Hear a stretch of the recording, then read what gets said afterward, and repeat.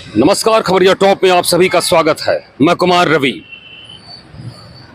मामला सीएम की सुरक्षा से है, मामला उनके मातहत मंत्रियों से है, मामला विधायकों और सांसदों से, उनके सुरक्षा बंदोबस्त से है।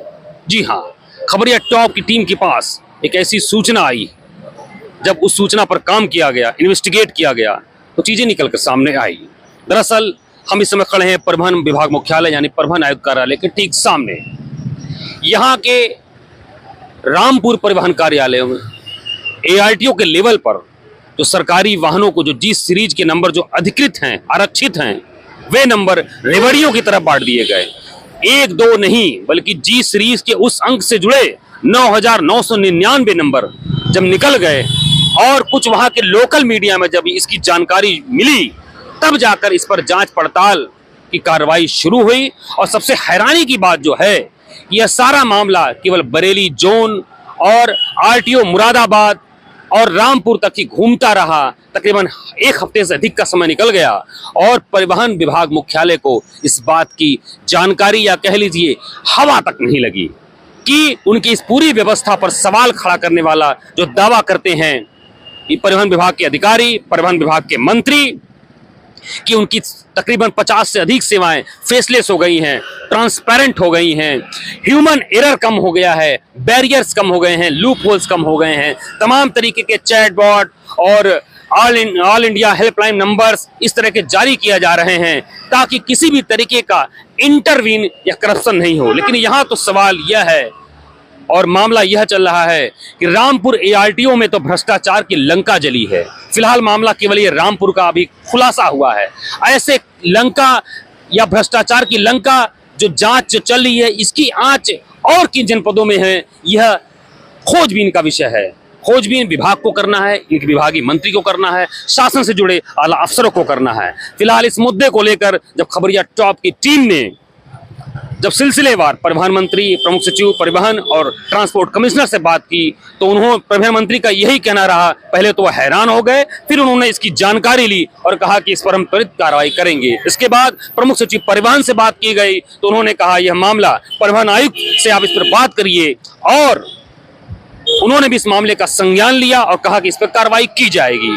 और अंततः जब परिवहन आयुक्त ने जब इस मामले को उनके सामने लाया गया बाय टेलीफोनिक, तो वह काफी अचंभित हुए और उन्होंने सिलसिलेवार पूरे मामले को समझा और उस पर उन्होंने जो है पड़ताल और आगे की कार्रवाई करने का जो है आश्वासन दिया है। फिलहाल कार्रवाई कहां तक होगी, कैसे होगी, आरटीओ मुरादाबाद इस जांच को देख रहे हैं। आरटीओ मुरादाबाद राजेश कुमार सिंह से भी देर शाम खबरिया टॉप की टीम ने जब इस मुद्दे पर बात की तो उन्होंने इस बात को स्वीकारा कि हाँ, ऐसा मामला हुआ है एआरटीओ रामपुर परिवहन कार्यालय में और वह उसको लिए वहां के एआरटीओ प्रशासन से स्पष्टीकरण मांगे हैं और देखते हैं कि आगे कार्रवाई क्या होगी। फिलहाल ये कार्रवाई का सिलसिला चलता रहेगा, लेकिन जब इसी तरीके से सरकारी वाहनों के अधिकृत नंबर जब इसी तरीके से रेवड़ियों की तरह बांटे जाएंगे तो आप समझ सकते हैं तो वीआईपी वीवीआईपी जो प्रोटोकॉल्स होते हैं उनकी सुरक्षा कितनी गंभीर खतरे में पड़ सकती है। अभी कुछ दिनों पहले की ही बात है, 2-4 दिन पहले की बात, इसी शहीद स्मारक पर जब पुलिस को कहीं से मुखबिर की सूचना मिली तो उन्होंने एक लग्जरी गाड़ी के काफिले को रोका और जब पता लगा कि एक फर्जी आईएएस जो 4-5 गाड़ियों के साथ बकायदे चलता था, हर जगह एंट्री करता था, शासन सचिवालय आना जाना था, नगर विकास के बैठकों में वह हिस्सा लेता था, सीएम के कार्यक्रमों में भी बेधड़क हिस्सा लेता था और अपनी गाड़ियों के हनक से वह एंट्री पा जाता था। सब मिलाकर लग्जरी गाड़ियां, लग्जरी नंबर, सरकारी नंबर यदि हो तो निश्चित तौर पर कोई भी सुरक्षा एजेंसी उसको रोकने की हिम्मत नहीं दिखाती है और शायद इसी बात का बेजा फायदा आपराधिक तत्व या फिर कोई भी एक गंभीर वारदात को अंजाम देने वाले ऑर्गेनाइजेशंस कर सकते हैं। यहां तक कि आतंकी संगठन भी इस चीज की, इस विभागीय चूक का बेजा इस्तेमाल कर कोई भी बड़ा वारदात को अंजाम दे सकते हैं।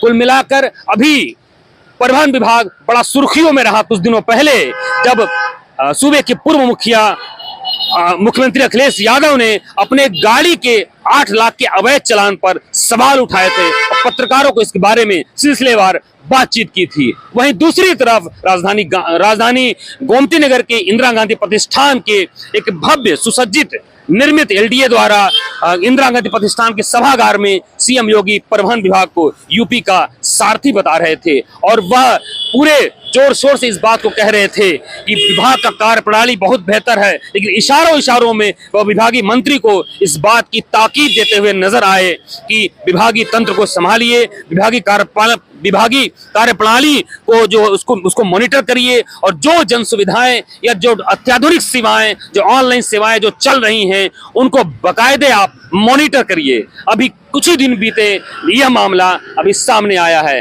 अब देखने वाली बात है इस मामले को लेकर परिवहन विभाग या उससे जुड़े शासन के आला अफसर, विभाग के मंत्री किस तरह की कार्रवाई करते हैं और रामपुर जैसा यह मामला और जांच पड़ताल में किन जनपदों में जो है प्रकाश में आता है, ये तो भविष्य के गर्त में छुपा हुआ है। फिलहाल आपको इस पंक्तियों से आपको छोड़े जाते हैं और आपसे विदा लेते हैं। अदम गोंडवी लोक कवि, जो उनकी पंक्तियां बड़ी मशहूर रहीं, 2 दशक पहले उन्होंने बोली थी कि तुम्हारी फाइलों में गांव का मौसम गुलाबी है, मगर ये आंकड़े झूठे हैं, दावा किताबी है। उधर जमहूरियत ढोल पीटे जा रहे हैं, इधर पर्दे के पीछे बर्बरियत है, नवाबी है। तुम्हारी मेज चांदी की, तुम्हारे जाम सोने के, यहाँ जुम्मन के घर में आज भी फूटी रकाबी है। तो आप बने रहिए खबरिया टॉप की टीम के साथ और आपको यह भी अब अगले वीडियो में बताएंगे कि इस जांच पड़ताल की जो रेलगाड़ी है कहां तक चली और जो एआरटीओ चाहे जाने चाहे अनजाने में जो यह कार्यस्थानी करते हैं, इसकी जो चाबी होती है, आईटी चाबी जो होती है, वो किसके पास होती है। बने रहिए खबरिया टॉप की टीम के साथ। मैं कुमार रवि, राजधानी लखनऊ मुख्यालय से।